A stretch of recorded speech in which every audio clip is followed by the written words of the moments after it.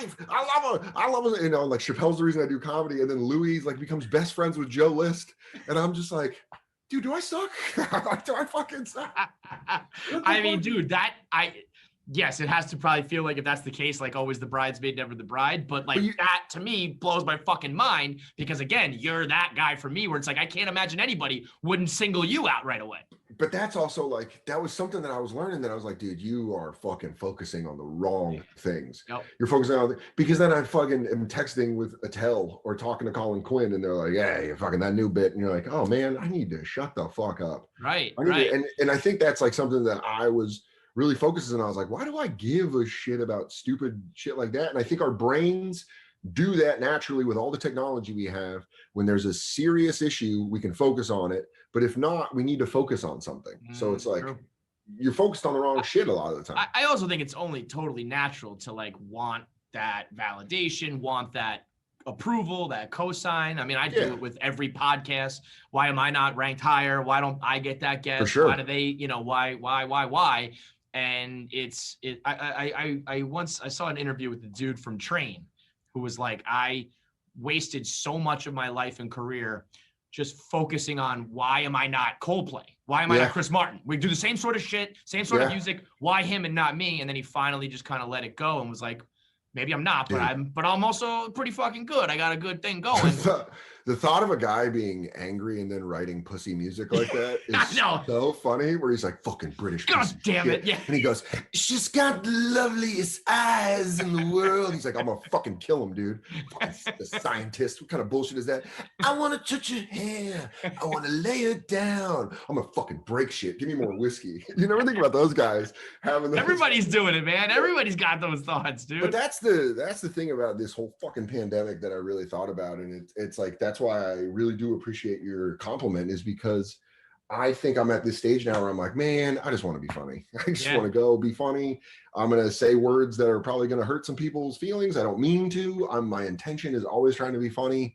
And I don't need to be on the cover of People. Right. Just let's fucking sell some comedy club tickets and have fun, and everyone, let's try to feel better for a little bit. Do you still feel like when you got Billions and then Bonfire is more of just like a radio thing?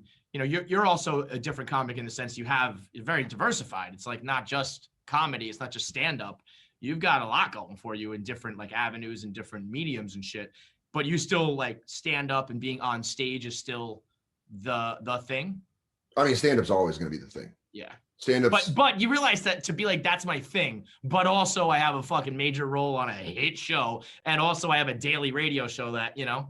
Yeah, but it's interesting, man, because what I love about Bonfire fans is they know me. Like the Bonfire fans know who I am as a person and how I am around my friends. And they kind of know, you know, they know I'm 0 to 60 on stupid shit and I misread situations. They know I'm fucking, you know, they know a lot of shit about me. You know, they know about my mom and just random, they know I could be Lake County Dan with one decision of a judge.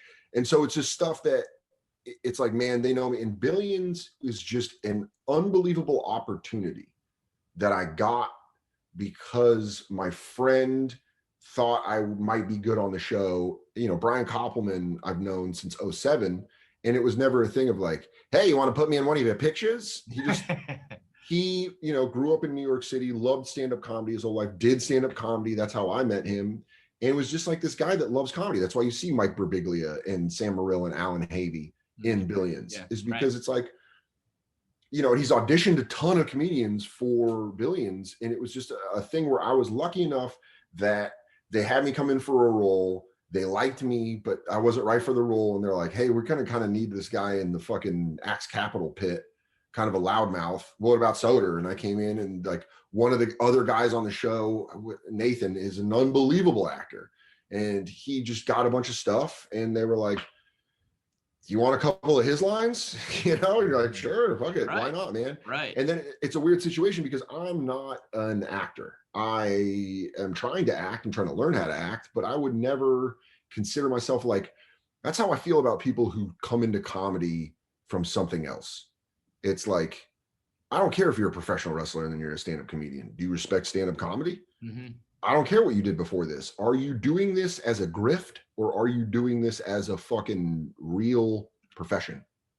Do you care and about so, like if they get but like that's, what's that? Do you care though if they come in and kind of like because of their background get more opportunities than the next guy who's been doing it his whole life? No, man, Theo Vaughn worked his fucking ass off. Mm-hmm. Theo Vaughn started, and I love Theo. And Theo came in from the Road Rules. And dude, he came, this is a real story. I swear to God, I started comedy in Tucson, Arizona at Laughs. And the owner, Scotty Goff, had Theo featuring, and Theo was just off the Road Rules or whatever. And I was just this local guy, and I was like, fucking Road Rules? You're gonna let him go? You know, I'm just like one of these desert fucking rats. It's just like, you're gonna let him fucking go up? I'm fucking doing open mics.